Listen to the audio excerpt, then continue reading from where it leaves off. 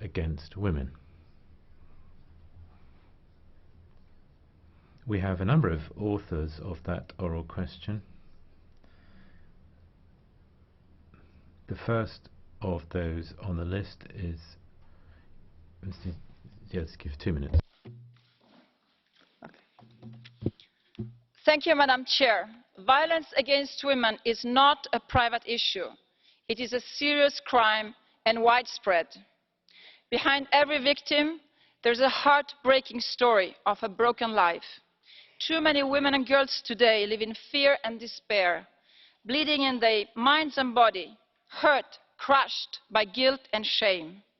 I visited shelters from Sweden to Greece, witnessing amazing civil society taking women and girls by hand to recover their dignity and rebuild their life. But still, at home, women continue to be beaten, and often children witness terrible scenes. In public, even going to a swimming pool or to a music festival becomes a danger to be harassed or raped. And in the social media, persecution has become a global phenomenon affecting an entire generation. Let's be clear, often it is men attacking women out of jealousy, frustration, alcohol, revenge. Often they just can't accept a woman to be strong, independent, modern, making her own choices and dare to live them. Let's talk about Lucia, an Italian woman disfigured by acid. She had the courage to denounce her former partner. She said, "It is not your fault to have chosen the wrong man. It is his fault to have hit you." Time has come to say no to sexism and to build a culture of respect for women and girls. And religion and culture can never be an excuse to abuse women. On the International Day on Violence Against Women, with our joint resolution, let's give a voice to the women victims of violence. Let's help them to break the vicious circle of silence and loneliness. Together we call on the Member States to implement the Anti-Trafficking Directive, the European Protection Order, the Directive on Protection of Victims, and to ratify the Istanbul Convention. We also ask them to speed up the accession of the EU to the Convention, to strengthen our tools, to combat and prevent violence against women and to protect victims. Madam Chair, the EPP will continue to be committed to zero tolerance policy on violence against women. Thank you. Köszönöm szépen. A következő... Thank you very much. The next speaker is Mrs. Revault Bonnefoy. La violence. Violence against women and girls is a terrible scourge of the moment which is ravaging Europe and the world. We have revealed inequality and discrimination that women suffer compared to men. Women are not protected in the same way against violence. Depending on the country in which they live in Europe will govern how they are dealt with. And it's an everyday fight for many women, which requires us to have a fundamental change in our mindsets and get rid of sexist stereotypes. It's not a problem that only affects women. It requires tackling by all of our society and a strong political response. The accession to the Istanbul Convention by the European Union would put a bulwark in place against violence against women in Europe and would provide a necessary legal wherewithal. We ask the Commission and the Council for very precise answers on the state of negotiations. Also, we call on the 14 Member States of the European Union who have not yet ratified the Istanbul Convention to do so. Furthermore, the Socialist and Democratic Group defends the adoption of a directive on violence against women, and the mechanisms of the rule of law will help to strengthen the implementation in Member States of the Istanbul Convention. I'm delighted that tomorrow we will be proposing a common resolution to add our voice to the fight and to say no to violence against women and girls. My great regret is that this text is not including issues to do with rejection of abortion and the pregnancies that go to term accordingly. And so There is a requirement, the United Nations recognize this as a human right, and I will make sure that abortion can be recognized and protected as a fundamental right within the European Union. Inaction and indifference are not options that we could contemplate when we're thinking about defending the rights of women. As Martin Furking said, our life begins to end the day that we are silent vis-à-vis things that matter. A következő szerzőnk MLINAR képviselőasszony 2 percben. Thank you very much. Mrs. Angelika MLINAR.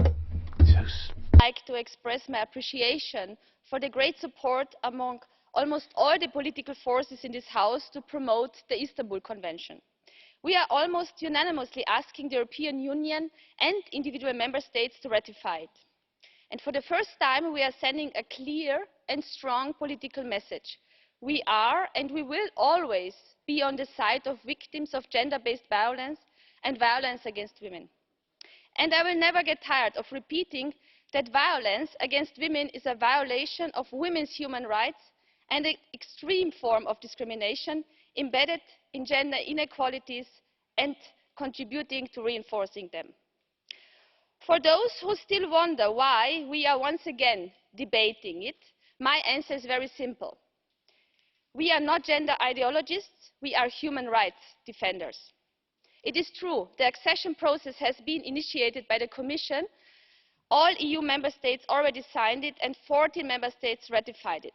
But my experience never proved me wrong. Never take rights for granted. We should be vocal until we will have a generation of Europeans completely aware that gender-based violence is not tolerable and there is never a justification for it. On behalf of my group, I would like to express our full support for the Commission and for making sure that the Council reacts.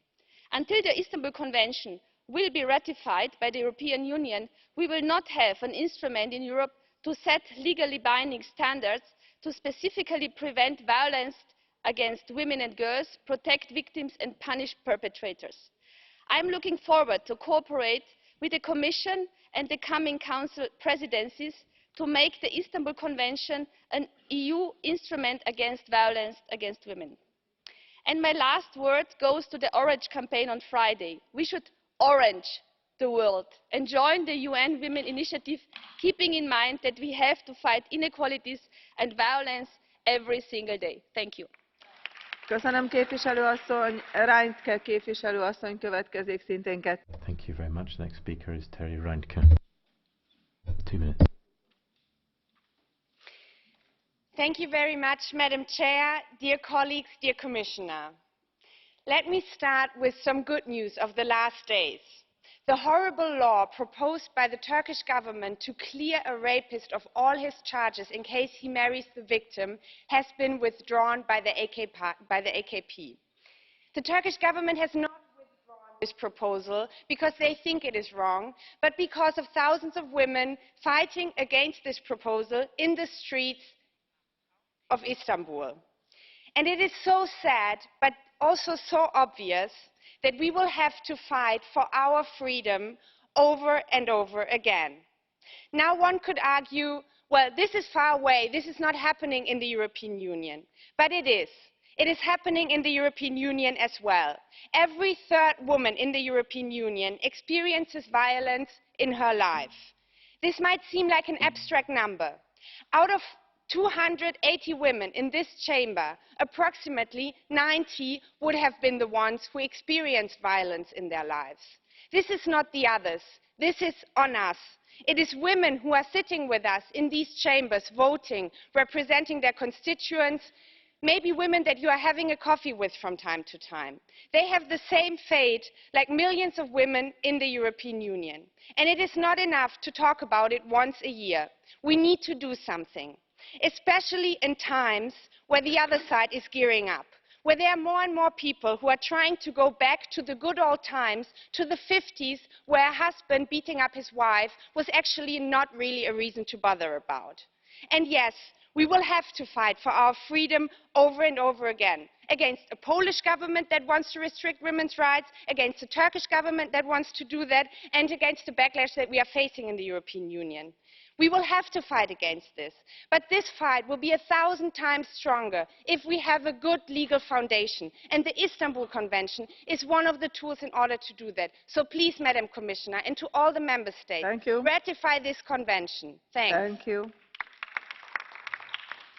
Björk képviselő asszony következik, szintén 2 percben. Thank you very much. Mrs. Björk for 2 minutes. Gotland. Not sufficient has been done to fight violence against women and girls in any country, and the threat of violence does restrict our scope for life. There is hardly anything more important. The Istanbul Convention, or the Council of Europe Convention Against Violence Against Women, is an important tool for all of us fighting violence against women, not least because it puts it in a context which reflects the fact that it's to do with power. And all countries must have a holistic approach to stop violence against women, by refuges, by awareness raising and legislation. Now we also note that we live in a culture that accepts men's violence against women. Otherwise it would have been had a stop put to it. And when there has been violence against women, in some cases just Donald Trump and the potential French presidential candidate Dominique Strauss-Kahn, Roman Polanski, the film director, and many countries still allow prostitution industry to take place where women and girls' bodies can be bought by men. In those cultures it's very difficult to create justice and to have rulings for violence against women, and this is pretty much the case over all of Europe. We lack a political will. It feels like we're voting today on a report where we're requiring it seems easier for us to vote on reports that call for armaments than for a stop to violence against women. We've got to put a stop to the macho culture, and that's certainly the case in this House. We require that the Istanbul Convention is ratified by the EU and the Member States, but we also want an EU strategy which provides financing for the fight against violence against women, and I do hope that the Commission and the Council will stand behind us in that work. The European Parliament is going to require action. Thank you. Köszönöm képviselő asszony, és szerzőként a sorban most szólítom Stevens képviselő asszony. Thank you very much. I'll now give the floor to Mrs. Stevens. Dank u, voorzitter. Thank you, Madam President. On the eve of the International Day for the Elimination of Violence Against Women, it is just not acceptable for so little progress to have been made in combating violence against women and gender-based violence. According to a recent study of the FRA, 1 in 5 women in the EU has experienced physical violence on the part of somebody other than their partner since the age of 15. In the case of women with a handicap, the chance of being abused is 1.5 to 10 times as high. Violence against women, also violence against men and children, is a violation of fundamental rights and is an extreme form of discrimination, which is both a cause and a result of gender inequality.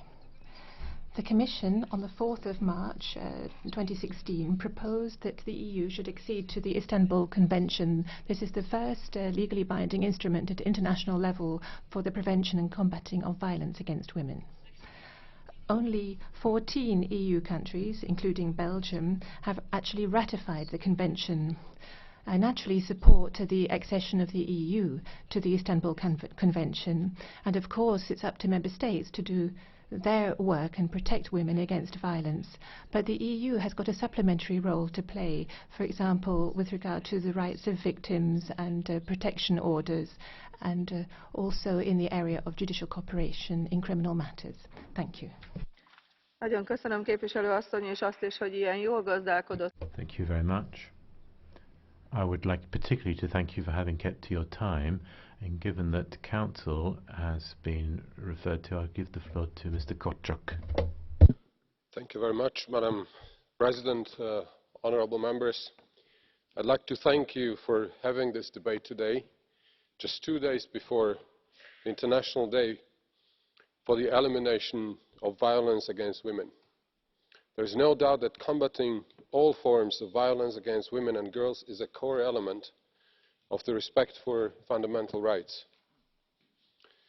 It is therefore of utmost importance to send out a strong message regarding our commitment to uphold equality and respect for human rights. We believe that our joint effort and a strong message of unity are needed to ensure the protection of all women and girls in Europe. I know this House shares the Council's long-standing commitment to see an end to the suffering of victims through a binding and effective instrument such as the Istanbul Convention. I would like to recall that the Council has repeatedly expressed its commitment to the prevention and elimination of all forms of violence against women. These are crimes that have no place in the EU member states. The Council has encouraged them to sign and ratify the Istanbul Convention. As you know, all member states have already signed, and so far 14 of them have ratified it. We are aware of the efforts of the Parliament, such as last year's initiative by the FEMM Committee to launch a working group on violence against women, or the many hearings and interparliamentary committee meetings you have organised to raise awareness.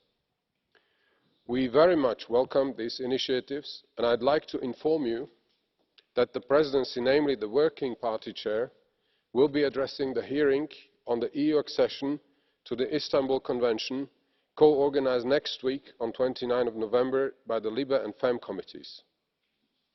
This will be an excellent opportunity to exchange with the co-rapporteurs and representatives of the Council of Europe, United Nations and the Commission. Allow me to turn now to the state of play as regards our work in the Council and on the EU's proposed accession to the Istanbul Convention. This file has been one of our priorities since the very start of our presidency last July. It has been dealt with by the Council's Working Party competent for fundamental rights, which last convened on the 10th of November. In a first phase, Member States have agreed to concentrate on the Council decision authorising the signature on behalf of the EU of the Istanbul Convention. There is very broad support among Member States for this accession. However, there are still diverging views regarding the scope of the EU's accession. These involve complex legal matters on which Member States are seeking more clarity.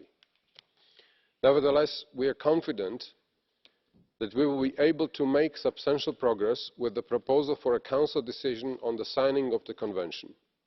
Another meeting is scheduled next week to continue the negotiations. As regards the external dimension of the Istanbul Convention, the Presidency is organising a meeting in December with the Council's Working Party competent for human rights. Throughout these last months of our Presidency, we have been in regular contact with the two rapporteurs, co-rapporteurs on this file, Honourable Members Madame BILDT and Madame Revault-Dallon-Bonnefoy. This close collaboration with the Parliament will be encouraged in the future. For our part, we still aim, and I think this is the most important, we still aim to submit the proposal for the Council decision on the signing of the Convention to the Council in December. Lastly, Madam President, honourable members, I need to apologise for not being able to be here with you until the very end of your debate. I will have to leave after the presentation by Commissioner Jourová, but be sure our colleagues are here.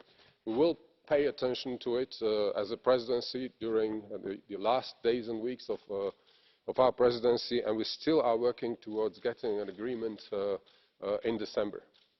Thank you very much. Köszönöm szépen, miniszter úr, most pedig Jourová biztos. Thank you very much, Minister. I'll now give the floor to Commissioner Jourová. Madam Chair, honourable members, ladies and gentlemen, let me thank you first and foremost for keeping violence against women high on the European Parliament's agenda. It is a privilege to be here just a few days before already several times mentioned International Day for the Elimination of Violence Against Women on the 25th November and give you an overview from the perspective of the Commission, together with the Council Presidency, on how we see the progress towards an EU accession to the Istanbul Convention. Together with you and Member States ministers at this year's United Nations Conference on the Status of Women, where we as a Team Europe successfully represented the EU in delivering on our messages, we agreed that the importance of the Istanbul Convention and the need to address the difficult issue of gender-based violence in a coordinated and focused way is desirable. This conference took place in March, shortly after the Commission adopted proposals for signing and conclusion of the accession to the Convention. Since then, we have put all our efforts behind constructive discussions with the Council to reach political agreement, and the Council presidencies involved have been very successful and useful in facilitating this. We have held in-depth discussions of all legal aspects of the accession, in particular the extent of the accession. We discuss the repartition of roles between the Member States and the Union in the implementation of the Convention. As you know, the Commission is of the view that EU accession should generate the added value we are seeking to make a difference on the ground. We want to strengthen and complement the existing framework in a wide range of policy areas. Competences and roles of EU and Member States are closely intertwined. That is why the EU aims to accede to this Convention in parallel to national ratifications. And I seriously hope that we can reach an agreement on the terms of the signing decision within the coming month. We heard from the Presidency that it should be in December. This would be the best news. Signing this decision would demonstrate the common political will of the Union to be bound by the Convention. We have emphasised since the beginning that only a joint participation of both EU and Member States makes sense legally and politically, and I am constantly encouraging the Member States to ratify alongside the EU and recall the Member States can rely on available European programmes and funds to help in this process. I would like to thank again the European Parliament for its support, and I look forward to its interim report adopted next year. We will continue to monitor and support the implementation of the existing legal instruments to combat violence against women. That includes the Victims' Rights Directive and EU legislation on cross-border recognition of protection orders.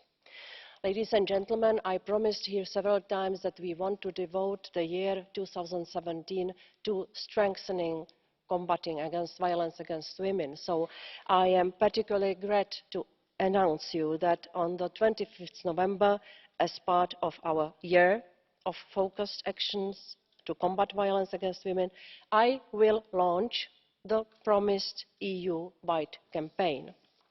My objective is to provide a framework for a coordinated approach and join forces together with you, Member States, European Institute for Gender Equality, UN Women and other international organisations, civil society organisations, academia, businesses, trade unions, media, and within the Member States also with law enforcement authorities, because I said we want to make a change on the ground, and it means that the women will be also protected not only by preventive measures, but, let's face it, by necessary reaction from the side of criminal justice.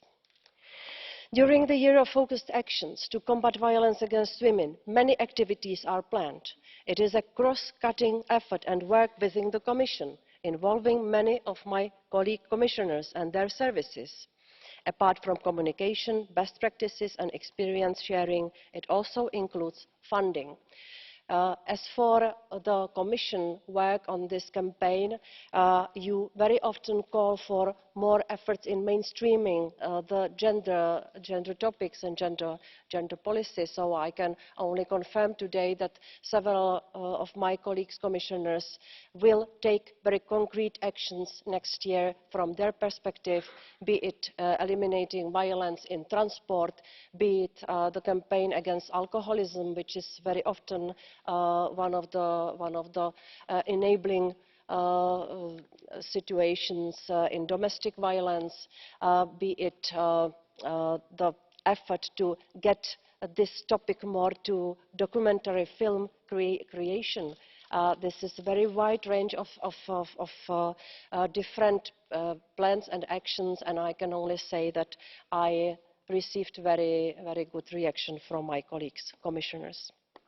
But I indicated the funding. So the Commission dedicated €4 million from the Rights, Equality and Citizenship Programme in 2016 to support Member States in developing and implementing national practical and targeted information, awareness raising and education activities aimed at preventing and combating violence against women.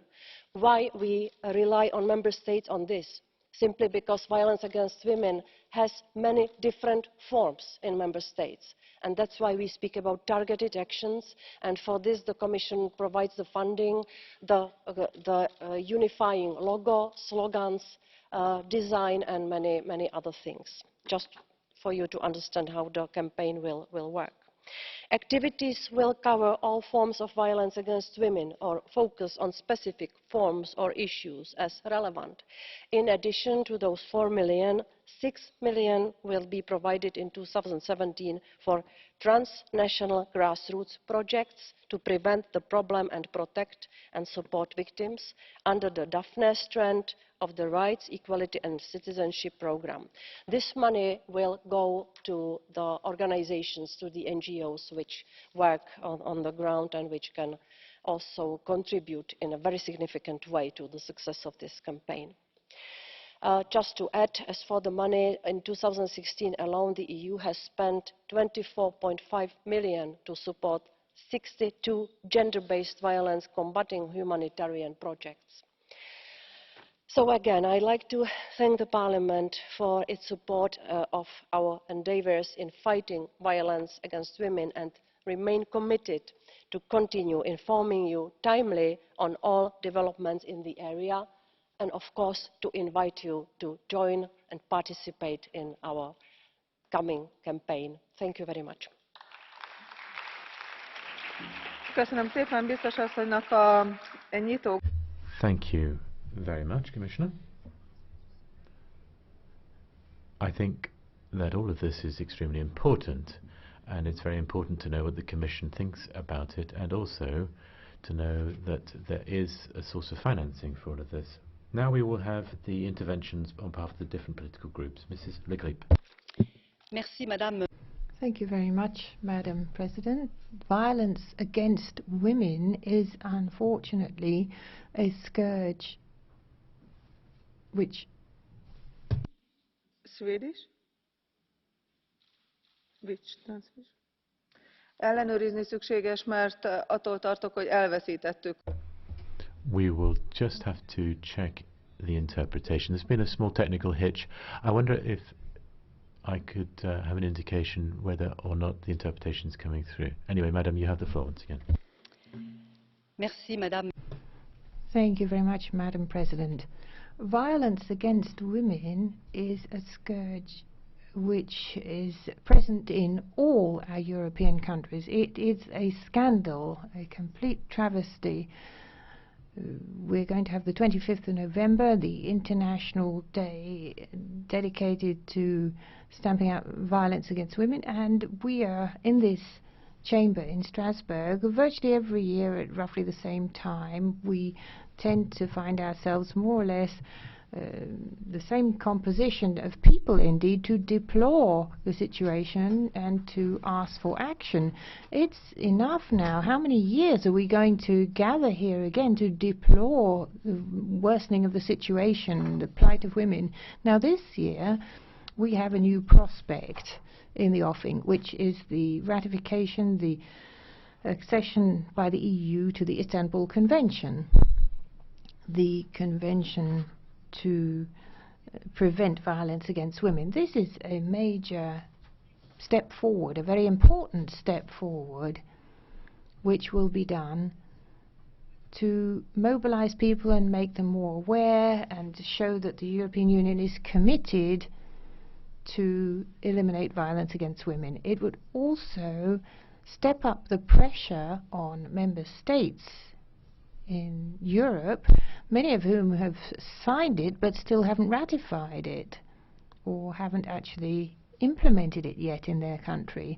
So I would urge the European Commission to do its level best to continue to keep the pressure up on member states so that they shoulder their responsibilities and get their act together, so that we move forward together and have specific action plans for eliminating violence of any kind against women. The next speaker is Madam Garcia Perez in 1.5 minutes. Thank you, Madam President. Every hour, 48 women and girls are victims of sexual violence in the Democratic Republic of Congo. In the Mexican city of Puebla, 50 killings of women have taken place over the last 15 months. Last December, a 16-year-old girl died in Calcutta, raped by 7 men. I could carry on with this litany of crimes. Unfortunately, these realities are not linked to geographical areas. In Europe, people suffer in the same way. The figures in Spain reveal that there is an annual average of 130,000 denunciations of violence against women. This year, so far, 39 women have been killed at the hands of their abusers. Unfortunately, in Europe, we don't keep homogeneous data, but around 33% of women in Europe have been victims at some stage of some kind of abuse or violence. We have to respond as a matter of urgency. We have to ratify the Istanbul Convention. But it is equally urgent that we apply a European directive against gender-based violence. I know that legislation is not the only solution, but it is one way of committing oneself and binding public institutions to fight against violence against women. We are talking about lives cut short, broken families, futures condemned to pain. What more has to happen for us to act? This is not the moment for complacency nor for excuses. Let's break complicit silence, because we too are they, these women. Görling képviselő asszony következik 1,5 percben. Thank you. Ms. Görling for 1.5 minutes. Madam President, violence against women is a very real and all too frequent reality for many women worldwide. In the EU alone, research has shown that 1/3 of women have experienced physical and/or sexual violence since the age of 15. This equates to 62 million women. That's my member state, that's my country, the population of my country represented in that number. While cases are reported and action is taken, there are still far too many instances where women are trapped, suffering in silence and with no conceivable way out. Violence against women doesn't just apply to physical abuse. It also covers the emotional manipulation and psychological trauma thousands of women are subjected to just because they are women. Violence against women is a form of gender-based violence. It's gross, inexcusable, and a violation of human rights. Given the varying forms of violence against women can take, as well as the numerous avenues through which such violence can be executed, no single intervention will result in its elimination. A combination of infrastructural, legal, cultural, educational and social actions, in addition to the sharing of best practices between member states, is essential to raise awareness and stimulate the action needed. So I welcome the Commissioner's reassurances on all of those areas. The Istanbul Convention opens the path to make change possible. I therefore urge member states, including my own, the UK, to ratify and implement the Convention if they have not already done so. Thank you. I give the floor to Becerra Bastareccia. Thank you, Madam President. Commissioner Jourová, I'm sure that you're going to achieve the EU's accession to the Istanbul Convention, and that would be a great piece of news because it's an extraordinary, comprehensive and legally binding instrument to put an end to gender-based and domestic violence. But the women who amongst us in Europe are attacked, raped, murdered and abused in Europe don't need any more words. They need us, once and for all, to eradicate all violence against women. The Slovak presidency heaps praise on the Istanbul Convention, but Slovakia hasn't ratified it. Theresa May and Angela Merkel are two of the most powerful women in the world, yet neither the UK nor Germany has ratified the Istanbul Convention. So enough of fine words, ladies and gentlemen. There is not one single reason not to instantly ratify and implement the Istanbul Convention, and those countries who don't do so should be named and shamed. Enough of hypocrisy, enough of excuses. Köszönöm, képviselő asszony. Kuneva képviselő. Thank you very much. I give the floor now to Madame Kuneva for 1 minute. Thank you, Chair. What is the best known crime in the world? It's violence against women. 1 out of 3 women is a victim of violence. I'm one of them because I disclosed unpaid work to the press because I was a woman, a migrant and a trade unionist. Can we avert and prevent incidents like mine? Yes, of course. That is why we support the Istanbul Convention, because it is the first binding international mechanism against violence. Unfortunately, there are member states who use the cause as an excuse and do not ratify. Is the ratification enough? On the other hand, of course not. Do we need to change culture? Yes, by training and educating young people from a young age. Yes, we should send the message that the bodily force of men should not lead to violence against women. Thank you.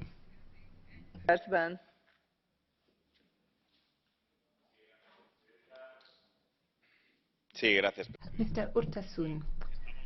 Thank you, Madam President. We are tired of seeing the figures, the deaths, the statistics that show that in the EU 1/3 of women have been victims of physical or sexual violence at some time in their lives, and this means that we have to strengthen our legal instruments and implement them better.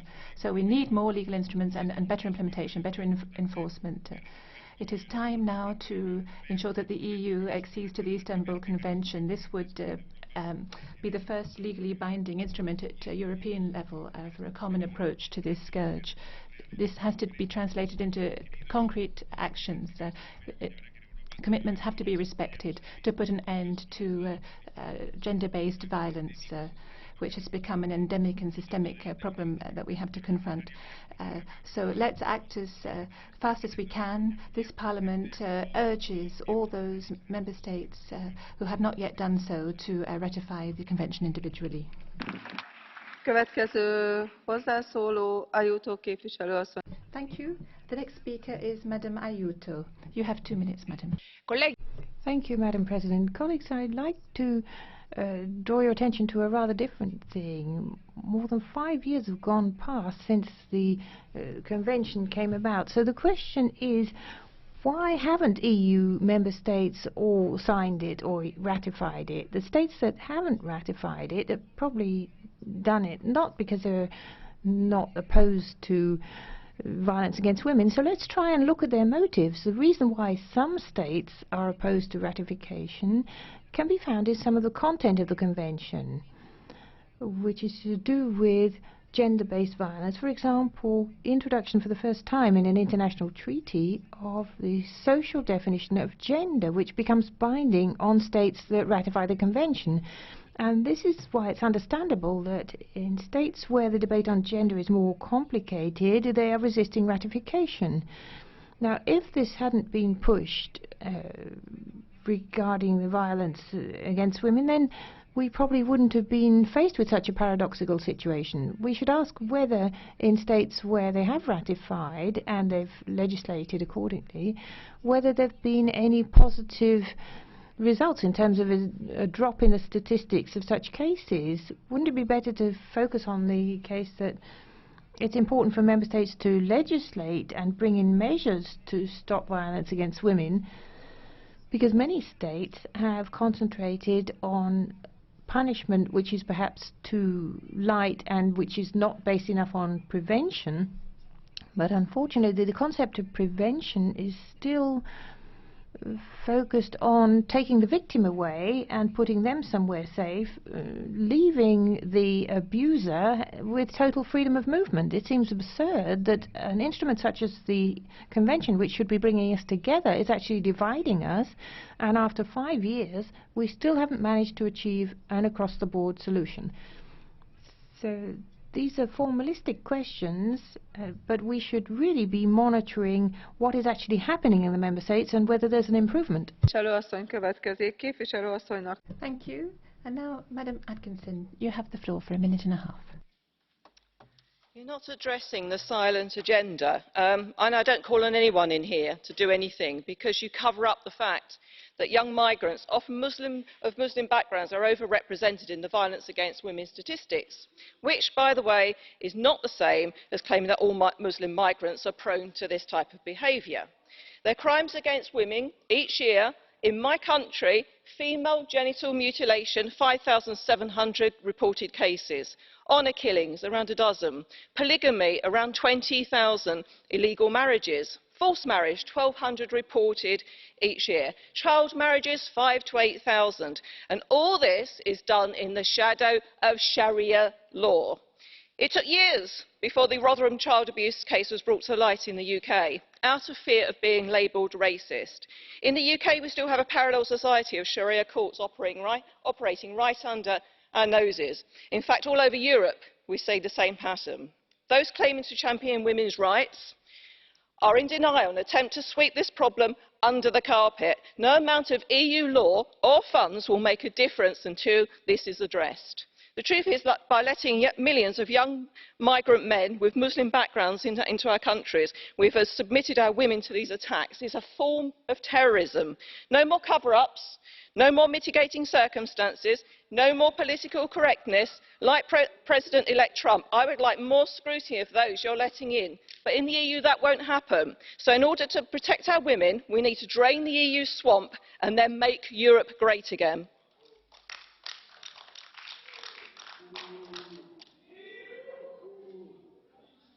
Képviselőtársaim, mi ez a fújolás? Aki valamilyen...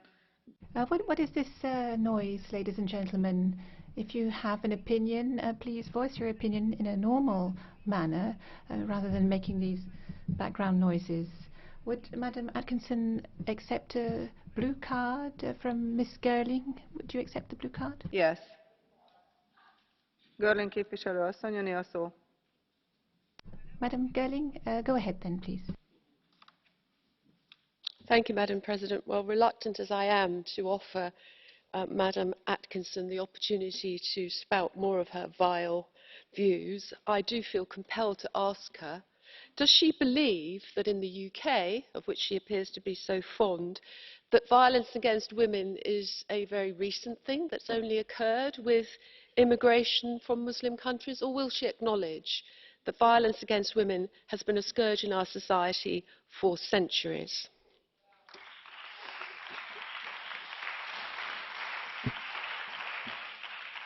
Of course, Mrs. Girling, I accept that. I've been fighting against this type of violence all my life as a woman who's actually been affected by violence in the home and on the street. My statistics are government statistics, but it is a fact, whether you like it or not, and that's why our government is having an investigation at the moment into Sharia law. Until we actually address the problems, and we address that it is the Muslim migrants that are coming into our countries because of open borders, and that's why you'll be going, madam. You'll be leaving this chamber because we voted for Brexit, and because you all wonder why the populists are on the rise in America and in Holland and in our countries, because of people like you and them across there.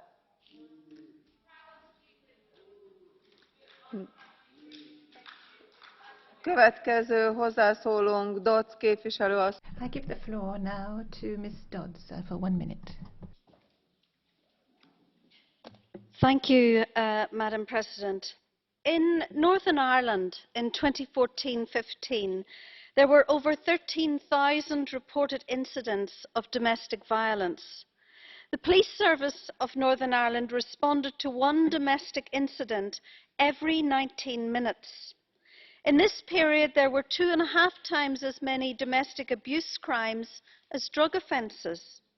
These are unacceptable figures, and we must do everything in our power to tackle these awful abuses.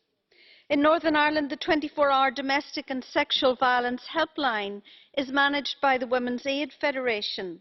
In 2014-15, it managed 27,000 calls and reported a rise in the percentage of male callers. And in this chamber, we should not forget that men are often the victim of these crimes as well. So it is right that both in this Parliament and in our national parliaments that we send a message that government is not just willing but ambitious to tackle these abuses at the earliest stages. International agreements can be pursued, but local solutions are necessary. Okay. Gabriel képviselő asszony következik 1,5 percben. Ms. Gabriel has the floor for a minute and a half. Please go ahead. Thank you, Madam Chair. I would like to underscore the fact that the Istanbul Convention is a comprehensive framework for combating domestic violence and violence against women. It is also the basis for more equality between genders, and this cannot be overdone, since statistics shows that 1 out of every 3 women has been a victim of violence at least once in their lives. That is why I support the accession to the Convention, and I call upon its ratification by all member states. However, a few points. In order to achieve the results sought, we need to have the coordination of the Convention with national legal systems. So we need to coordinate national legal frameworks, but also provide for the required human and financial resources. Then we have to emphasize cooperation with civil society organizations in order to have a coordinated approach against violence against women and raising awareness. The national campaign for combating violence against women carried out in Bulgaria has shown that this can be an important catalyst for change. And finally, we should work at European level in order to have a general system for data collection on violence against women, because this is not a problem only for women. It affects each and every one of us, and that is why institutions need to be active, and the EU has to join the Convention. It will be an important step. Thank you. Következő hozzászóló Fajon kép. Thank you very much, and I now give the floor to Ms. Fajon for a minute and a half. Thank you very much. This is 2016, and yet human rights appear to be well covered. At the same time, there's a rise in xenophobias and nationalism, and so we must once again get around to a debate on the rights of women in our legislation. These are matters which were established decades ago. It's the woman's right to decide on her own body. In Slovenia, this is being discussed, even though it's anchored in the constitution. So this is a very worrying trend that we have picked up on, and we need to be careful about. The EU can be successful if it guarantees the rights of all people. Half of people are women, and so violence against women and domestic violence is one of the primary requirements for women's well-being. Women are endangered physically and psychologically. They are, and these attacks, this abuse leaves long-term effects. 1 in 3 women over 15 has been a victim of violence. It could have been me, it could have been you, and these violations of women's rights must be stopped. A step in the direction of a holistic and efficient method to combat this violence must be put in place. 28 member states have signed the Istanbul Convention, but only half of them have ratified, including Slovenia. It's now a question of finishing off that process and providing the same level of protection for women across the board. And this is why I support the resolution. I call on the Commission to adopt a directive with measures accordingly. Gericke képviselő úr, 1 perc. Thank you. I give the floor to Mr. Gericke for a minute. Thank you very much, Madam President. Dear Commissioner, the International Day to Prevent Violence Against Women, well, I'd like to focus on one area of violence against women which I think we need to commit more to, and this is violence against women in helping people when they give birth, and the right to safe birth for mother and child. Mothers are pointing out the problems here with regard to the Roses Revolution. In Germany and in the whole of Europe, it's all about cost-cutting now when it comes to birth, and there are about 400 maternity wards that are now going to be axed, and there's a lack of midwives. Births have to be efficient and quick. The rights of the mother giving birth are ignored, and her dignity is ignored. It's like a conveyor belt. So it's time for us to prioritize mother and child. So let's take the Roses Revolution seriously and create a right for a safe birthing process throughout Europe. Következő hozzászólónk Bilbao Barandika képviselőasszony. Thank you. I give the floor to Ms. Bilbao Barandika. Thank you very much, Madam. This morning I looked again at the 23 citations and 16 recitals supporting our request for the EU succession to the Istanbul Convention. These represent 39 resounding reasons to accede. Then I thought I could apply to the victims of gender-based violence the same approach applied to commemorating the victims of General Franco's regime. It wasn't easy because, first of all, one had to establish how many people had been murdered for the reasons of gender-based violence over the last 10 years. A large number. It was difficult, though, to get that figure because not all states approach the victims of gender-based violence in the same way. Nevertheless, I managed to extrapolate to European level the number of such crimes committed in this period in Spain, more than 700. The result is recital 40, the one that was missing from our motion. To dedicate a minute of silence here to each and every one of these 7,000 women would keep us in silence, a deafening silence, for 4 days, 14 hours and 35 minutes. Thank you.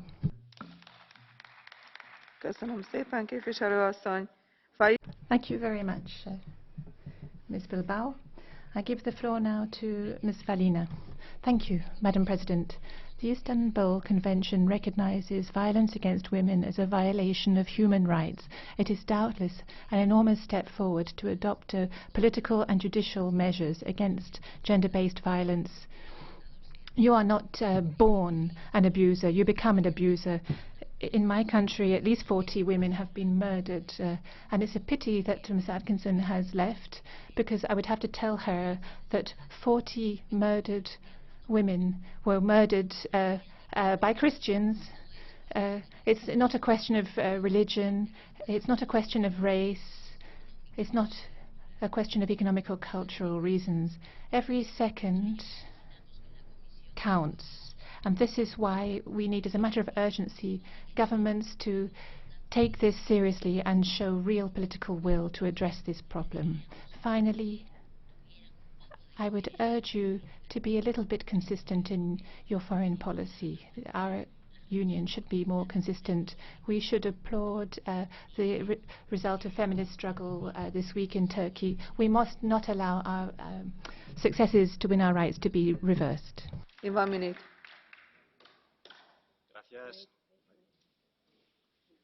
Gracias, Presidenta. Guapa. Thank you. One of the most common macho remarks that women hear every day at work and in the street is guapa, pretty woman. But I think we should realize the underlying attitudes that this represents. More than half of women in Europe have suffered sexual harassment. In Spain this year, 39 women have been murdered by their partners. In the light of this terrible scourge, it is vital that all member states ratify the Istanbul Convention. As the Commissioner has said, it is vital that Europe do this before the end of 2016. It is vital as a step towards establishing a framework of protection for all women who are victims of macho violence, because the safety of our women is the safety of all of us. We don't want any more deaths. Igen, lehetne sokkal több férfi is itt jelen. Von STORCH képviselő. Yes, it would be good if we had more men in the chamber. I now give the floor to Beatrix von STORCH. Frau Präsidentin. Thank you, Madam President. The European Commission wants the EU to accede to the Istanbul Convention as a state. We reject violence against women. We all do that, and we need no convention. That's not what it's about. The Istanbul Convention wants to establish that the gender of a person is a social construct that, well, it comes about by the person themselves, by education, by the moon and the stars and the tides. The person makes himself God. This is all nonsense, ladies and gentlemen. And if you agree with that, if you go along with that nonsense, then that's no good. This convention wants all national legislation to be pinned down to this utter bullshit. It is the scourge of this century. It is just a pile of trash, and it belongs on the trash heap of history. Képviselőtársaim, attól, hogy más... Colleague, just because we have different opinions doesn't mean to say that we shouldn't listen in respect to one another. Next speaker has the floor for 1 minute, Mr. BRIOIS. Dear colleagues, we're talking about the Istanbul Convention and accession, but that doesn't let you off looking at the situation of women's rights at the moment, because you've allowed Islamic fundamentalism to prosper in Europe, and they are supporting polygamy and forced marriage and Sharia law. You are the people who have organized the migratory flows to the European Union through relocating migrants, with as a consequence an explosion in sexual aggression, such as in Cologne last year. And finally, you're supporting Turkey's accession to the European Union. And I would recall that the Turkish government just a few days ago was talking about allowing people to marry their victim if they've raped someone and get them off the sentence that way. So we need to reassure women and make sure that they have the right to be safe. And in conclusion, I would say that this accession is contrary to the sovereignty of member states, and the European Union has no right to impose on member states this convention. SYNADINOS képviselő úr következik 1 percben. Thank you. Mr. SYNADINOS, 1 minute. Before anything else, I would like to expose the inferiority complex of many of us who refer to Constantinople as Istanbul. The Istanbul Convention recognizes violence against women as a violation of human rights, which of course is undeniable. But apart from information and raising awareness on an EU level and national level, we need measures aiming at preventing violence, to protection of victims and prosecution of perpetrators. Several member countries have ratified the convention, including Greece. However, some others have not transposed this legislation into national law. The main excuse by several member countries is the cost.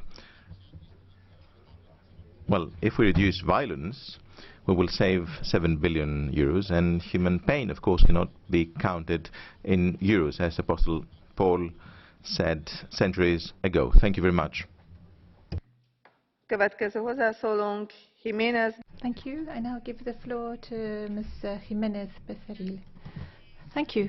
Every year in Europe, hundreds of women die at the hands of male perpetrators.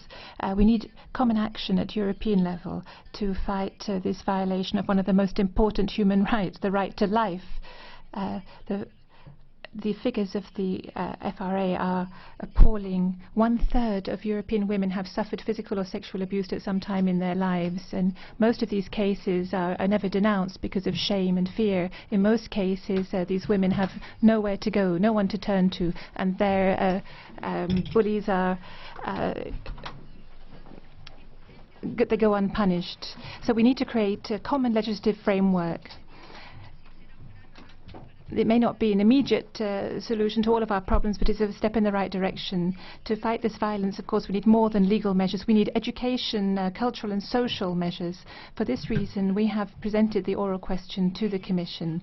And in this, Commissioner, we call for the accession of the EU to the Istanbul Convention as soon as possible, because this is the most powerful binding instrument that there is at the moment to fight this kind of violence, in criminalizing all different forms of violence against women, in a framework in which victims are protected and in which the criminals are prosecuted. There is a long way still to go, while women continue to be murdered, raped and maltreated.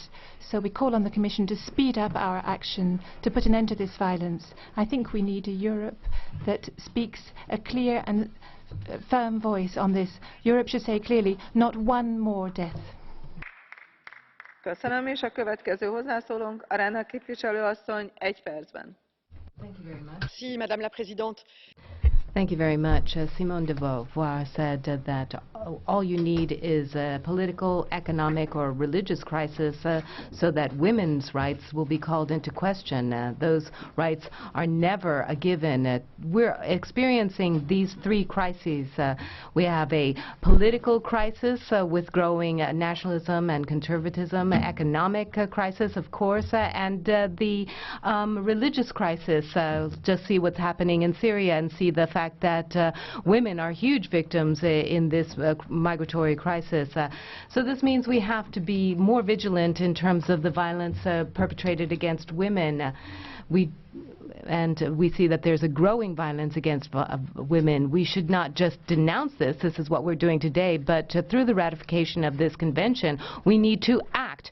We need to act so that there are concrete action plans against this violence. We need to act so that there are legislative tools which allow us to play our role as parliamentarians so that we can impose certain things. So all of those people who say we don't have the tools to act, such as Council said a moment ago, they said that there are things that have to be dealt with on the legal level.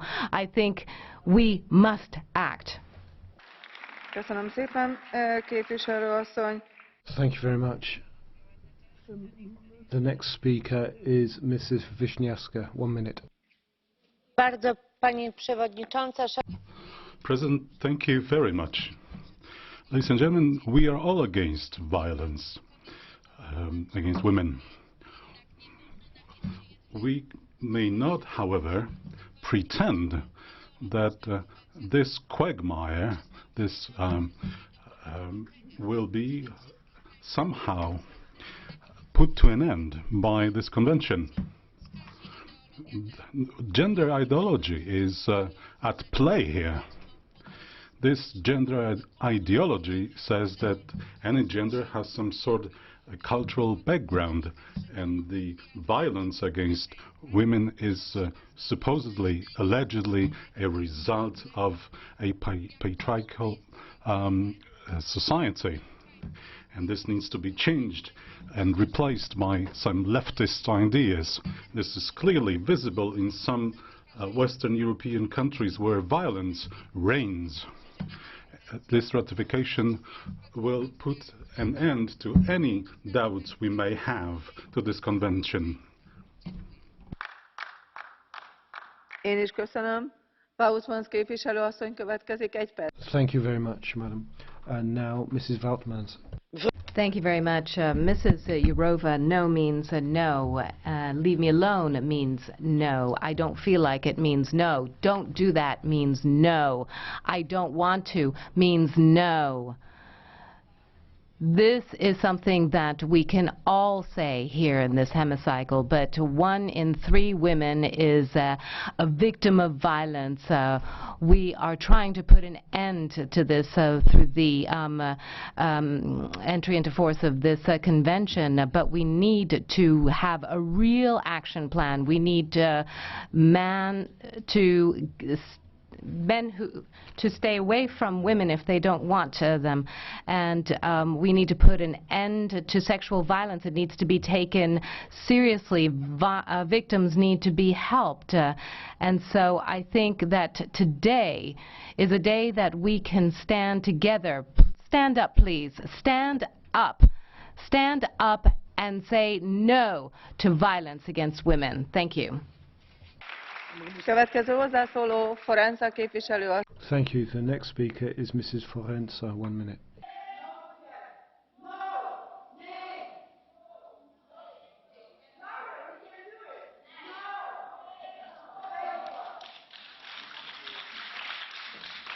Mégiscsak következik Forenza képviselő asszony 1 percben. Now, Mrs. Forenza for 1 minute. Grazie, Presidente. Thank you very much, President. I would like all of us here across Europe to ponder the fact that a third of women in Europe are subjected to physical, material or psychological violence merely because they belong to one particular gender. There can be no excuse for 14 countries having failed to ratify the Istanbul Convention, and I'm astonished that some colleagues have tried to justify that failure to ratify the convention. It is important that countries act fully. We have to fight against all kinds of male violence against women, so material, physical, psychological, symbolic. And on the 27th of November, there is a demonstration which has been organized on the slogan, not one less than that is to fight against all forms of male violence in Rome. And I would like, therefore, to devote my statement to an AKP parliamentarian who is currently in jail, being held by the Erdogan regime, and the Kurdish women, Turkish women who are fighting. Speaker is cut off. Very much. Azt szeretném kérni, hogy a magyar fülkébe a mikrofont. Could I just request the following, please?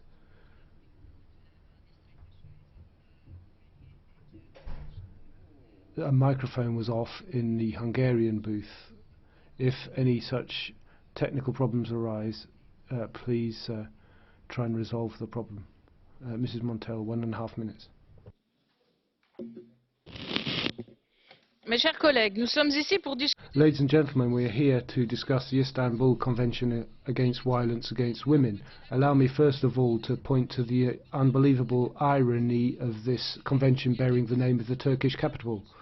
Just a few days ago, indeed, a law was adopted by that government annulling offences against female minors if men who committed the offences married their women. This is degrading. The deterioration of the condition of women in countries is unacceptable. The status of women is falling back. Islamic fundamentalism is getting rooted in, and attacks on physical integrity of women are reaching tragically high levels. In France alone, 1 woman falls victim to violence every 40 minutes. The free trade agreement which the Commission is negotiating, or the laws imposed on member states, such as the one in France, make female workers' situations more insecure. You signed up to those socially regressive laws. The FN in France refuses these gross attacks on the status of women, and throughout this Parliament and the presidential campaign ahead of us, we will fight alongside Marine Le Pen for the situation of women finally to improve. Yes, I see. Madam Montel, do you accept a blue card from Madam Corazza Bildt? Madam Montel, do you accept a blue card? Oui? Yes, maybe. Présidente, Je constate avec regret. President, I note with regret that our extreme right colleagues from France, the populists, are using women who have fallen victim to violence as a campaigning tool, which is a scandal. And I would like to ask the following question. What do you say to the thousands, the millions of women, white or not white, who have fallen victim to violence, sexual violence, who have been beaten, who have been killed by white men, European men, men from the Western world? Votre question n'a absolument. Your question is bereft of meaning. Mrs. Le Pen is fighting a very dynamic campaign. You'll see a significant number and a growing number of women will vote to support Marine Le Pen, who is the only candidate standing up for women in the presidential elections now in France. Na hát, hogyha ilyen jól megkérdeztük és meg is kaptuk a választ. Now, a question has been asked and has now been answered. Mrs. Zaborska, 1 minute. Dear President, dear Commissioner, I am very pleased with the work of the rapporteurs, but I don't believe that this is a topic that the European Union should deal with. Contrary to my colleagues, I am convinced that when combating violence against women, we are not dealing with the problem of discrimination of women by men, but by the state. The penal codes in all member states makes no distinction between violence against people as opposed to violence against particular genders. So what we need to deal with is how to prevent against violence and how to protect its victims, any victims, through law and through the judiciary.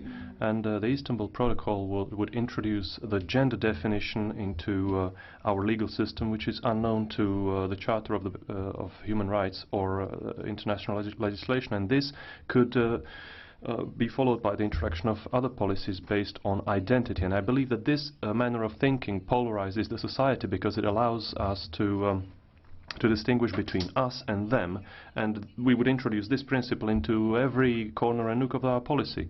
And we need quite a contrary. We need to focus on what connects us as Europeans and as citizens, and not on the things which divide us. Thank you. Thank you.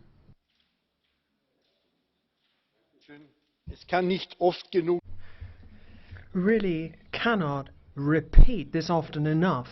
The European Agency for Fundamental Rights has said that all women in Europe over the age of 15 are likely to have fallen victim to sexual violence at least once in their lives. And this is something we see across all social classes and age groups. And it appears to have become once again socially acceptable to make jokes about women, and it just starts with words. I think that history shows us that we simply cannot allow for any backsliding, and accession was there to try and improve legislation, and we tried to improve prevention and awareness raising and help for victims and so on and so forth. Now, the directive that we are discussing here today is very necessary. Now, the Commission has put forward a proposal, and I can assure you of Parliament's support.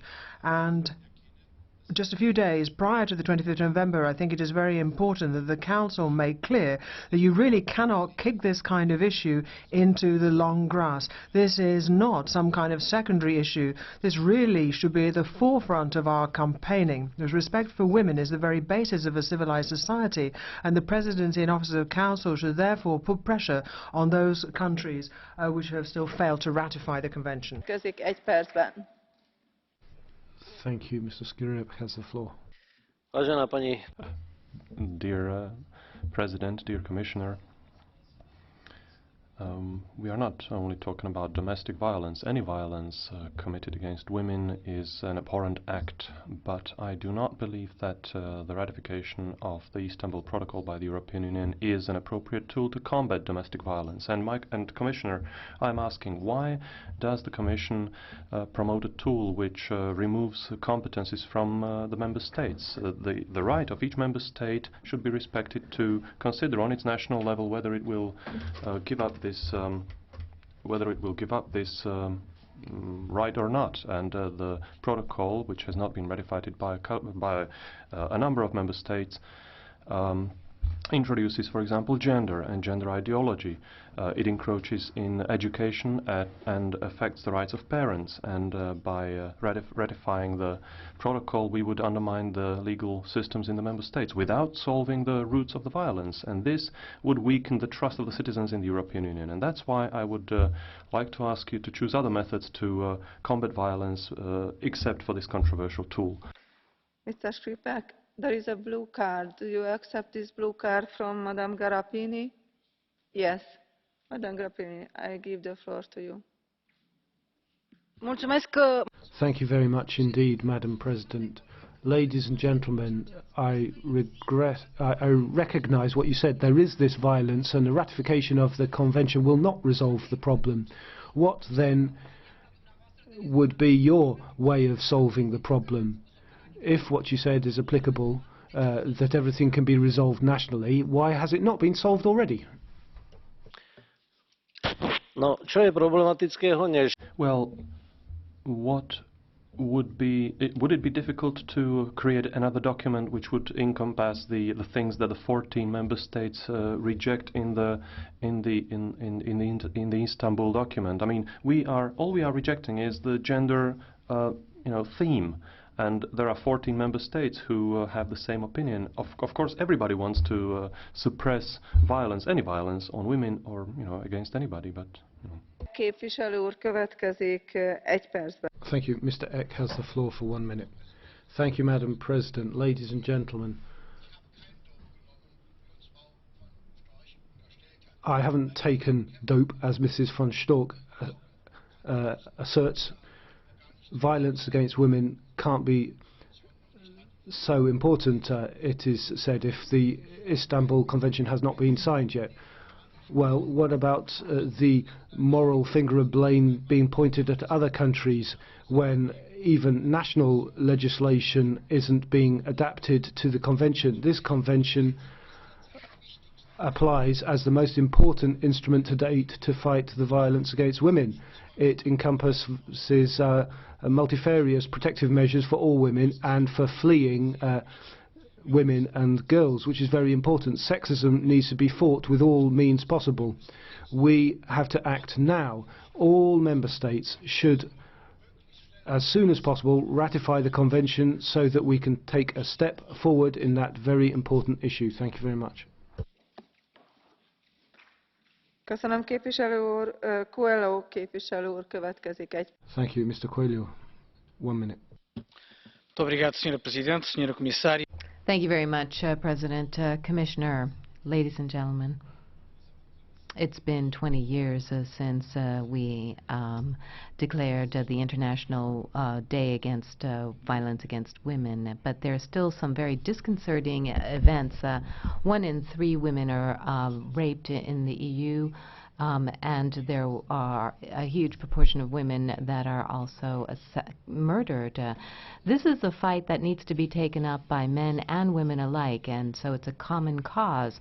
We're calling on the member states who have not ratified the Istanbul Convention to do so that we can move ahead with the negotiations at Council.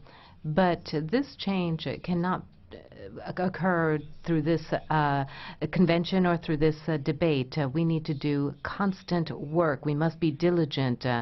We are the continent that does its utmost to defend human rights, and so we need to be a beacon of hope for the millions of women here and beyond our borders who simply because they are women are attacked.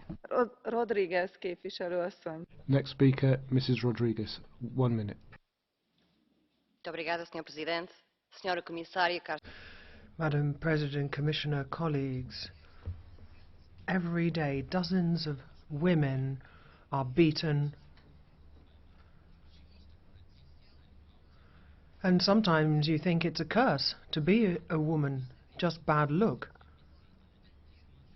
But we know that this is just a way of justifying violence, violence in all kinds of different forms, so physical violence, or not allowing women to dispose of their own bodies, or denying them reproductive rights by denying young girls and women education, quite simply as a result of their gender.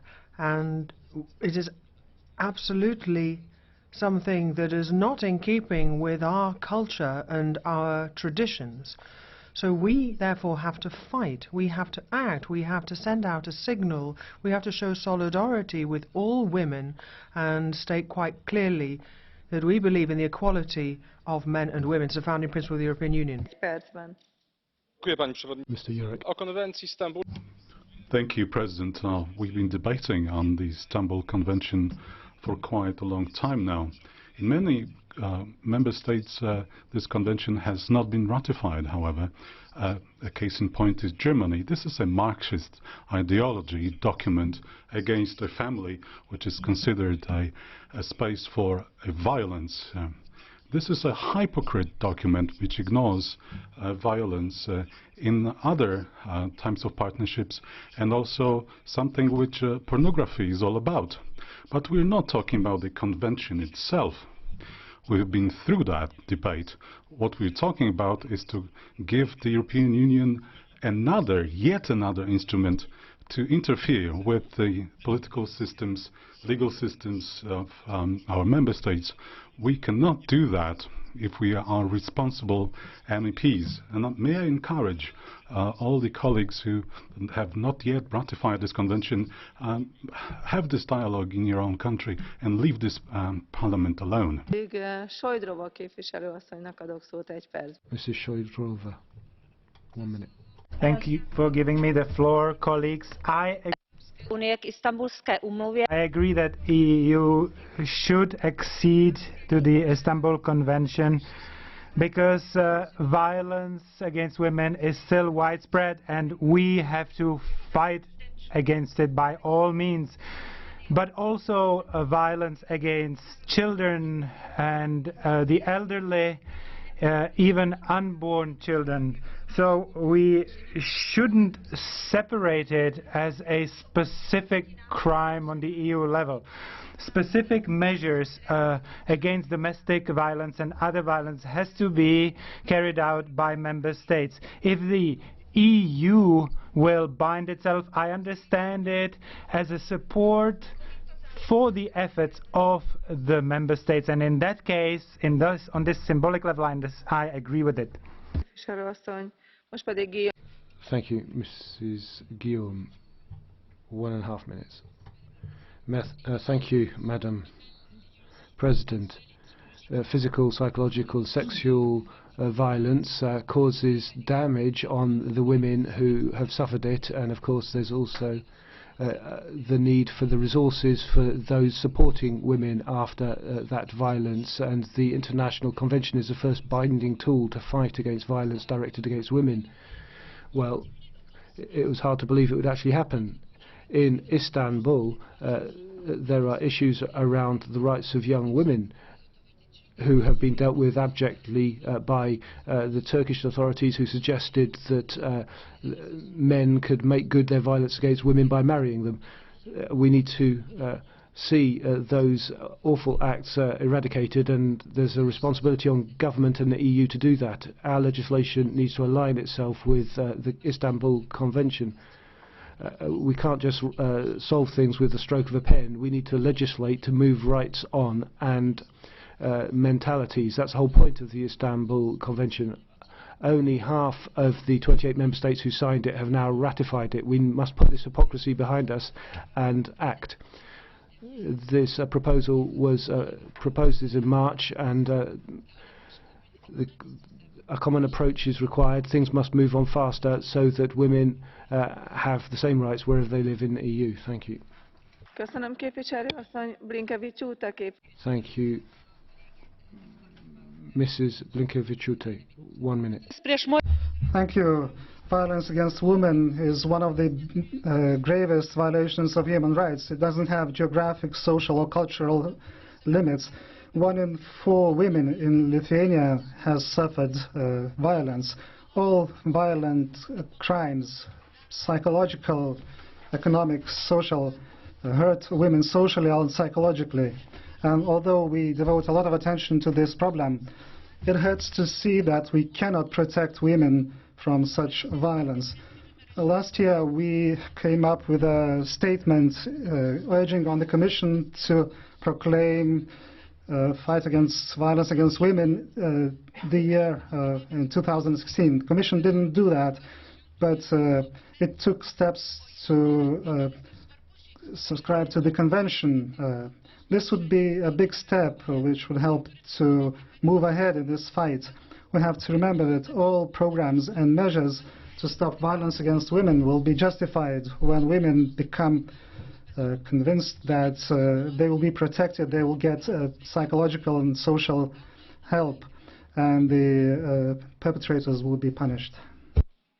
Most pedig Post képviselő asszonynak adok szót 1 percben. Mrs. Post, 1 minute. Tack så mycket, fru ordförande. Thank you very much, Madam President. The 25th of November is a day of mourning because we haven't been able to do enough. We mourn because we have not been able to deal with this security and political issue. We in the EU try to be at the forefront of these issues, but we allow for familial violence within this context. And so member states should ratify the Istanbul Convention. This is a step that is important and that must be taken. Now, if we want to do away with familial violence, then we must understand that it is not a women's issue because it's in the private sphere. I think that we need to eradicate violence against people around the world. We should not see our defense issues and political issues separate from this.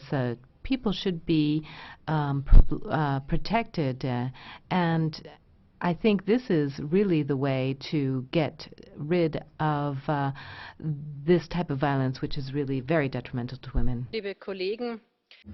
Colleagues, I would like to echo the urgent appeal from previous speakers, because it is absolutely vital that the Istanbul Convention apply across Europe. It has to be implemented. But there's another point that I would like to address. Climate policy for women, and I'm not talking about the weather. I'm talking about the social climate that women have to operate within.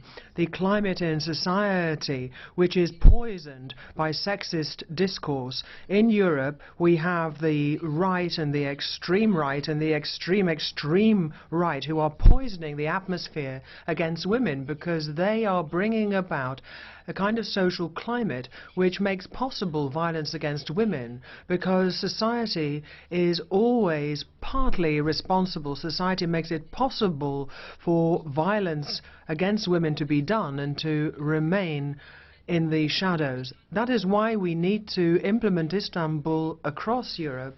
And I take the view that we also need a climate pact for women, if you like, to improve the social climate for women across Europe. Thank you. 1 minute for Mr. Niedermüller. Thank you, Madam President. If there is a question where worldwide everyone should agree,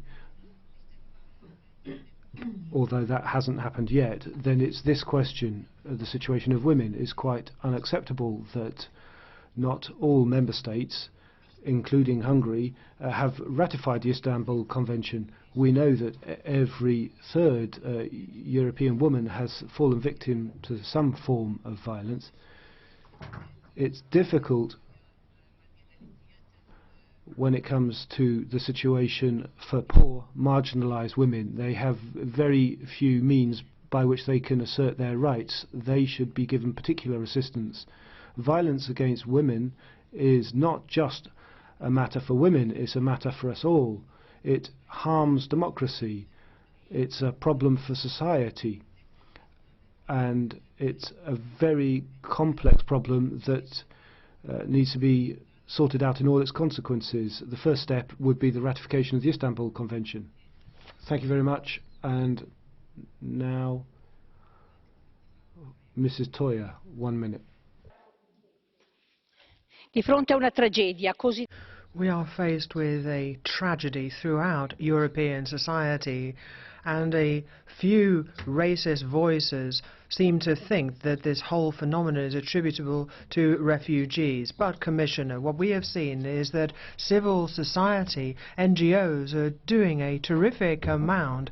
But in Europe, in the Council, we're having all kinds of sophisticated discussions about the legal ins and outs of this issue. But, you know, what we need are results. And the Commission has not yet done what we've all been clamouring for. And I would refer you to paragraph 10 of the resolution. We've got a directive. We need a legal basis, because some member states don't actually have any legislation. They don't have a law. They don't have a legal basis to provide protection and support for women who are victims of gender violence. So we need to make sure that we rally the strength of women here in this Parliament, encourage the Commission to move towards legislation, because we want that, and we want resources, we want services, because some services are very poor in our member states. Grazie, Presidente. Thank you, Madam President. In this resolution, the European Parliament is repaying a debt it cannot really repay to the too many women who have fallen victim to violence in Europe. And we hope that we can expedite our progress. There are obstacles. We're still moving at a slow pace in Council. Violence against women is an extreme form of discrimination. It's a violation of rights and fundamental freedoms of the victims.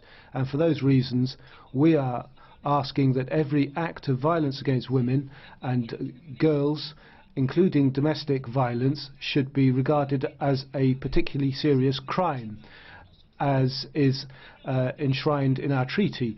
The EU should come in with a global action plan to fight all forms of disequality based on gender. No member state can feel less involved than another in this fight for civilization. Thank you. Képviselő asszony, és a listát Panzeri képviselő úr zárja, most neki adom meg a szót 1 percben. Thank you, Mr. Panzeri, now for a minute. Thank you very much. It's already been said that 1 woman in 3 will be subjected to some form of physical or sexual violence in the course of her life.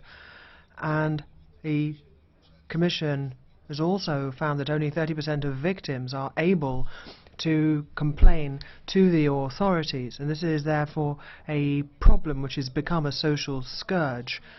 We want the Council to act. We think that it has missed an opportunity. We thought that it would come to us today with something new, but essentially it has really done very little to tackle this issue head-on. Now, 25th of November is the International Day to eliminate violence against women.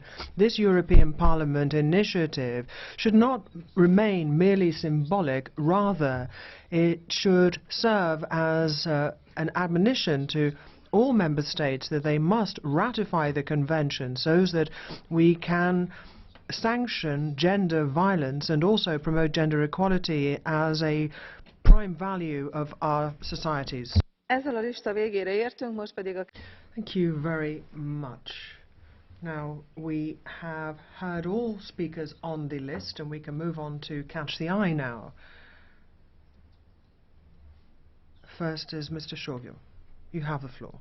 Köszönöm. Az isztambuli egyezményhez való csatlakozás sajnos nem azt jelentené, hogy a tagállamokban egy... Thank you. The Istanbul Convention being ratified doesn't mean that violence against women will disappear. There are numerous examples which go to confirm that governments have a great deal to do still. The statistics understate the number of cases because violence and abuse often doesn't entail any consequences, particularly with domestic violence. It's not reported. However, what we know is that many women suffer domestic violence or abuse after 16 years of age. This is a crime, and this needs to be understood in Europe. Accession to the Convention could offer a coordinated approach for state authorities against violence, including domestic violence. Member states should act to prevent crimes taking place. We should lose no time because delay is going to put off implementation indefinitely. Thank you very much, Mr. Marias. Grazie, Presidente. Οι γυναίκες και τα νεαρά... Thank you very much, President. Women and young girls are very often subjected to serious forms of violence, domestic violence, rape, genital mutilation. All of this is tantamount to huge infringement on human rights, and this of course flies in the face of equality between men and women. The figures that we see are unacceptable. 1 in 3 women are subjected to violence, 30%. Well, very few go to the police. 1 in 4 decide never to talk about the violence because of feelings of shame. 1 woman in 5 doesn't want anyone to know about the violence. Acceding to the Istanbul Convention will allow for better protection against violence for all women, and this will extend the criminal prosecutions, and this will allow us to contribute to the combat against this violence. Thank you very much, Ms. Adigorgiou, please, for 1 minute. Grazie, Presidente. Νομίζω ότι έχουν λεχθεί εδώ με τον πιο χαρακτηριστικό τρόπο. I think that things have been said very clearly this afternoon. We have talked about some of the dramatic incidents. I don't really need to repeat that, but I would just want to flag up the plight of all those women who have drowned in the Mediterranean in their bid to flee the hell that is Syria. And that is why we absolutely need to put in place sanctions, and then we need to move beyond these sanctions. We need to take account of the rights of victims. And I would like to close by saying that here in this chamber, colleagues, there is one woman who has been subjected to violence, Ms. KUNEVA, who is sitting behind me. She was subjected to an acid attack, and I think we should all applaud her. I mean, not congratulate her because she was a victim of violence, but because in the past, and indeed now, she has fought, she has been unwavering in her struggle to defend the rights of women as well as of men, of course, and I should like to thank you. Thank her. Thank you. Anche da parte della Presidenza. The presidency as well would like to echo that gratitude. Ms. Meissner now for 1 minute. Thank you, President. Many women celebrating New Year in Cologne experienced sexual violence, including rape, and effectively nothing could be done. The perpetrators weren't really tracked down, firstly, and secondly, had they been tracked down, according to German law, there would have been no opportunity to sentence them because they hadn't yet signed the Istanbul Convention in Germany, which is precisely why it's so important. We need a tool, an instrument, a law against violence against women that gives women security, that really says no means no, so that they can feel safe. And this isn't just in Germany, but everywhere in the world.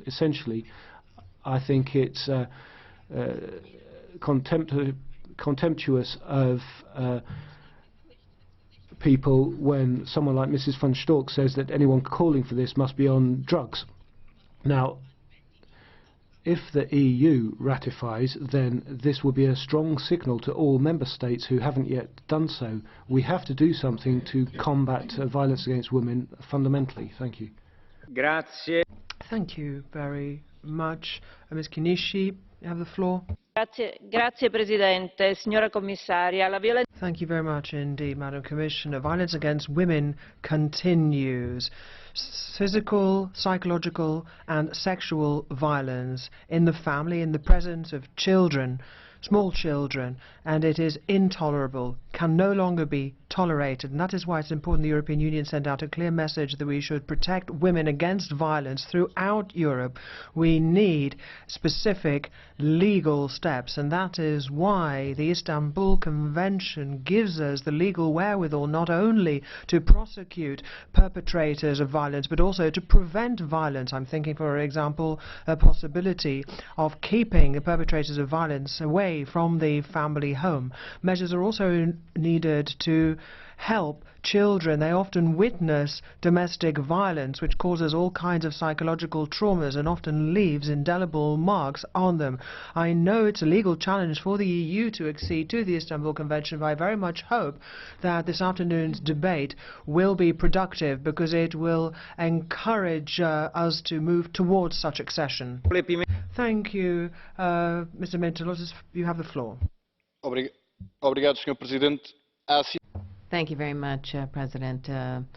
Signing this convention will not give results unless we have specific policies to combat the problems at hand.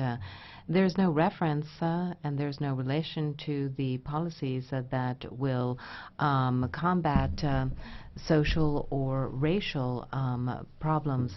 This leads to inequality, precarious work, and all of this has an impact on women, and that's why we see higher rates of sexual violence in Portugal.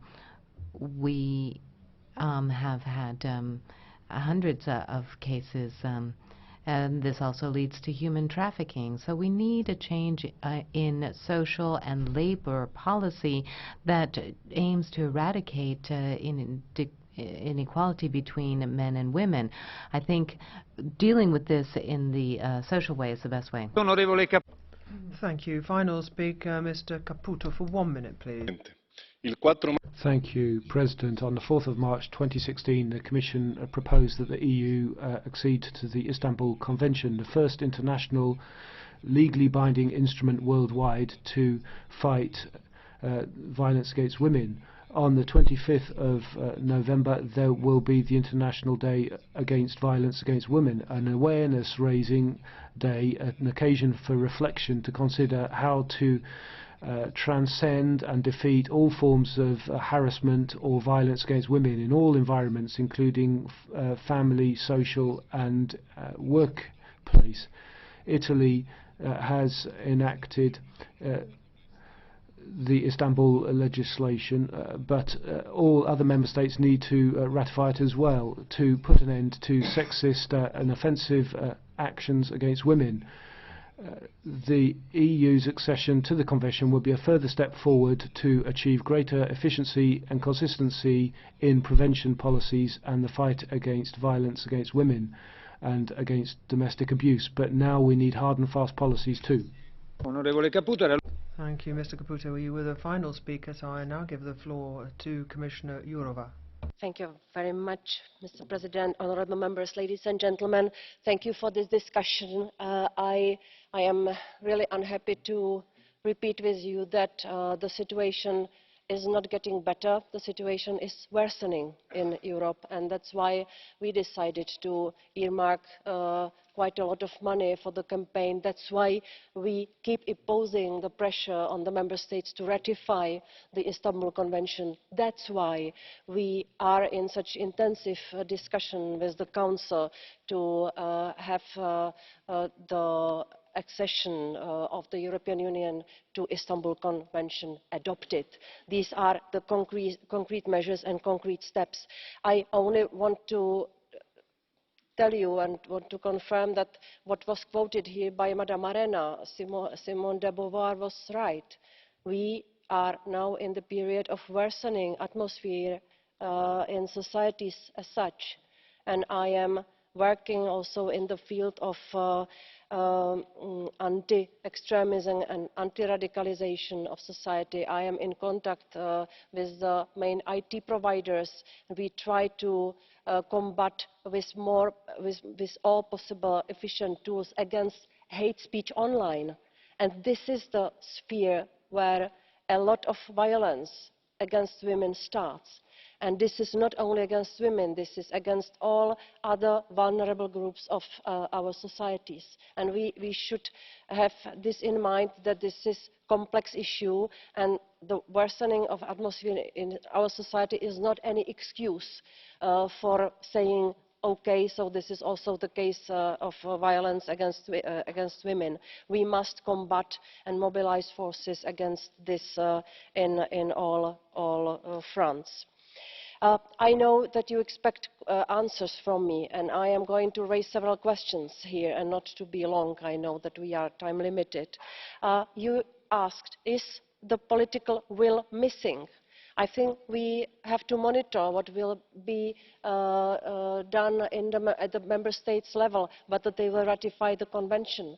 But I can only share with you my frustration that I was in discussions with some of the colleagues from member states, some of the ministers and people responsible for a policy of equality and gender, and they told me it is more and more uneasy to sell it. It's more and more unpopular in some of our member states. Why is it so? We have to support this policy from European level and to support these colleagues who work in the member states. Another question which was flying here in the air is violence against women a taboo in society?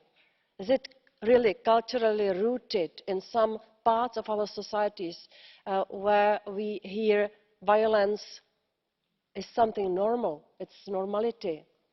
Is there really such a strong science acceptance of this phenomenon in our society? If so, then I'm afraid we cannot change it only by legislation. We need to do much more in preventive side. We need to do much more campaigning, awareness raising. We have to work with young generation. So it is a very complex issue, and I am afraid if something is culturally rooted, it will take more time to change it, and we have to keep trying. Another on this, we will inform or open the data which we have now from Eurobarometer. For 94% of our citizens, violence against women is intolerable. It's a very surprisingly high number. But at the same time, the people say, 1/4 of the people say, but the victims are very often also guilty. And we will see these surprising findings from this new survey, which will show to us that we have to work more vis-à-vis the society itself, and the legislation will not do this magic. And believe me, I speak to politicians, I speak to organizations, NGOs, to people who are somehow engaged. And all of them say, this is very serious, this is worsening, we have to combat against this. And then when I speak to, and forgive me for this expression, normal people, they ask me, what do you want? Nothing is happening, it cannot be that bad. And this applies to everything we do in gender. Once we place there the label of gender, it doesn't fly. The people say, what do you want? And I sometimes, when I promote gender policy and policy of equality, I work with economic figures. I have never done it now for this topic or this problem of violence. I will do it now. The estimation of the costs for Europe is more than 200 million euro a year. This is the cost of violence against women. And why am I quite reserved to use this argument? Because here we have to speak about lives of women and children. This is not about the money. but it's good to understand that this has also this economic aspect. The last uneasy question is, can we change the behavior of the victims themselves? Everybody, and the Eurobarometer survey showed it, everybody knows somebody who is the victim. So why do we have so few of them, 15–20% of the victims who go and report and use the helping hand of the society, use the social services, use the power of law enforcement authorities? Why is it so? We need to change this and we need to encourage them.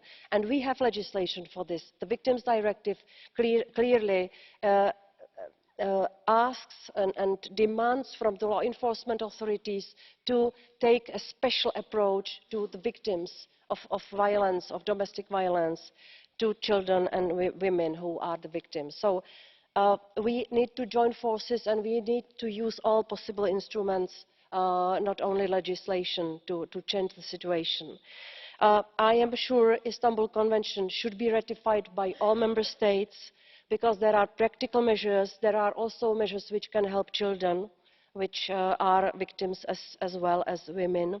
European accession is equally important. It is not true that we are decreasing the competences of member states by this accession. We are enlarging the coherence of this policy within Europe. We can get better data collection and monitoring of the situation. It is also equally important, and it will achieve slightly different goals from those which must be achieved through the ratification of the member states. And last comment, it must be absolutely clear for European society, for European people and the newcomers, the people who come with refugee influx, and this is more the message for this side of the room, that violence against women is intolerable in Europe for all, and we must not relativize it. This must be absolutely clear, and this must be not only the subject for awareness raising within European citizens, but also in all integration plans and activities vis-à-vis the people who are coming to Europe. Thank you very much. Grazie. Thank you. Thank you very much indeed, Madam Commissioner. Now the debate is closed. I have two motions for a resolution, and the vote will be held tomorrow. Next item of business this afternoon is a report by Emmanuel Morel on macro-financial assistance to Jordan. I'd like to welcome Commissioner Katainen, who will be with us for that debate, and I now give the floor to the rapporteur, Mr. Morel.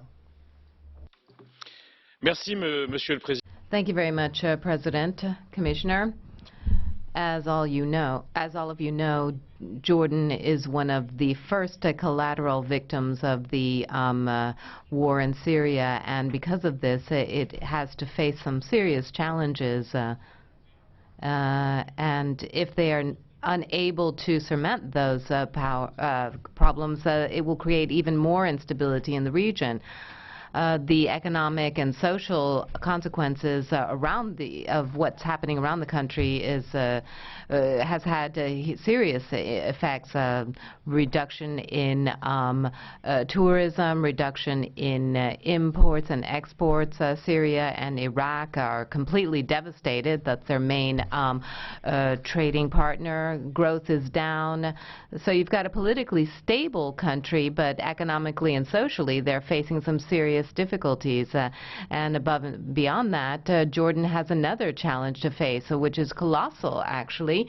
This is the hosting of hundreds of thousands of refugees who come from those warring countries. They are fleeing persecution and poverty, and I would say that in Jordan, refugees are not really in camps, they're more in cities, and the Jordanian authorities are trying to get them to integrate with very much difficulty. I think this is something that calls on us as Europeans to try to do something about the refugee crisis, but sometimes we're a little bit too little too late in terms of our generosity.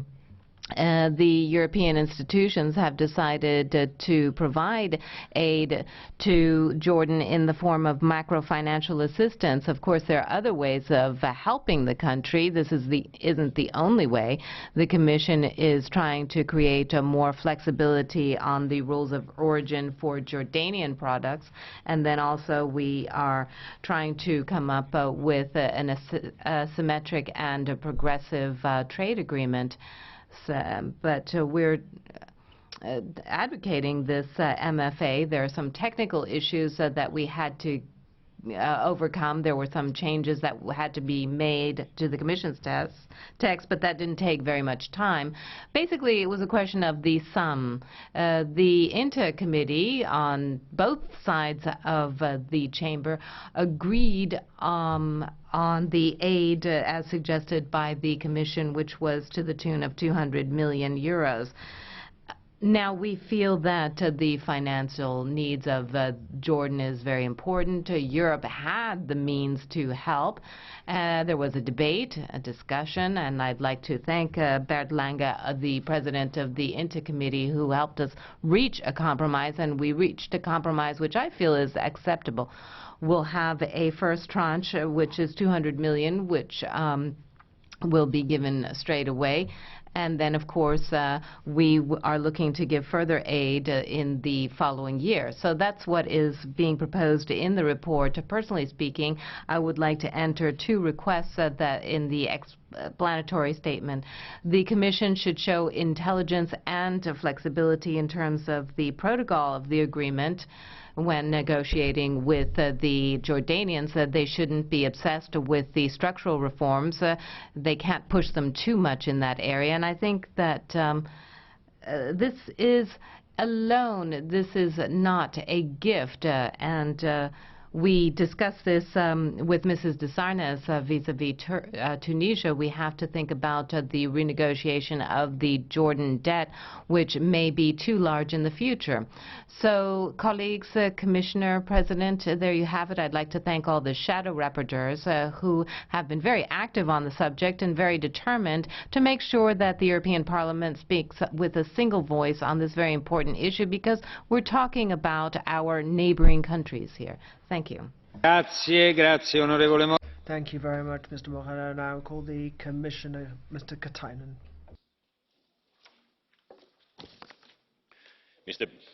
Mr. President, honorable members, let me first thank the rapporteur, Mr. Emmanuel Morel, and the INTA committee for their valuable work on this report.